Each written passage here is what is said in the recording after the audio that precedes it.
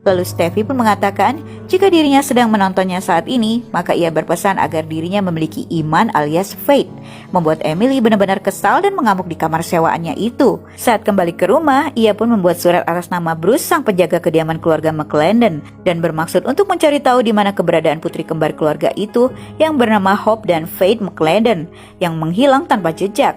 Steffi dan Sean berusaha mencari. Namun saat Sean sedang duduk sendirian di sebuah kafe, tiba-tiba Emily muncul begitu saja membuat Sean tampak bingung sekaligus kesal karena selama ini ia mempercayai kematian istrinya itu. Namun Emily berkata jika ia pun tahu kalau Sean sudah tidur dengan sahabatnya sendiri. Namun Sean berkata jika itu hanyalah sekedar nafsu. Emily pun berkata jika ia sengaja menghilang sampai uang asuransi jiwa miliknya berhasil keluar. Saat uang itu keluar, maka ia akan mengajak suaminya tersebut untuk pergi bersamanya, membuat Sean seakan masih tak percaya dengan apa yang mampu dilakukan istrinya itu. Saat tiba di rumah, petugas asuransi itu sudah duduk menunggu bersama Steffi, di mana hal yang mengejutkan dirinya adalah ternyata Emily memiliki saudara kembar yang jasadnya ditemukan polisi di danau itu, yang artinya Emily masih hidup. Lalu bertanya di manakah Emily, yang dijawab Sean kalaupun istrinya memang masih hidup maka ia akan pulang ke rumah itu.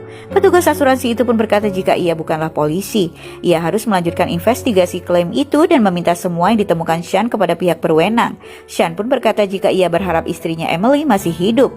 Dan saat wanita itu pergi, ia pun terlihat marah karena Steffi tak memberitahukan padanya jika Emily ternyata memiliki saudara kembar. Yang dijawab Steffi jika ia tak mau Sean semakin bingung karenanya.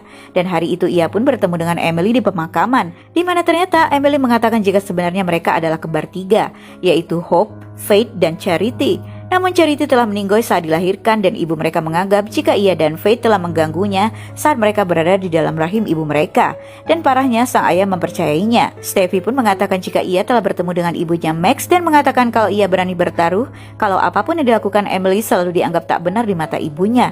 Karena saat itu mereka berusia 16 tahun dan masih memiliki ego yang tinggi. Sedangkan sang ibu selalu mengomentari tingkah laku kedua putrinya dengan negatif dan sinis. Namun Emily berkata jika ia tak tahu apapun tentang hal itu. Ia tak tahu apa yang sebenarnya dapat dilakukan ibunya. Lalu apa yang akan terjadi selanjutnya guys? Lanjut ke part berikutnya.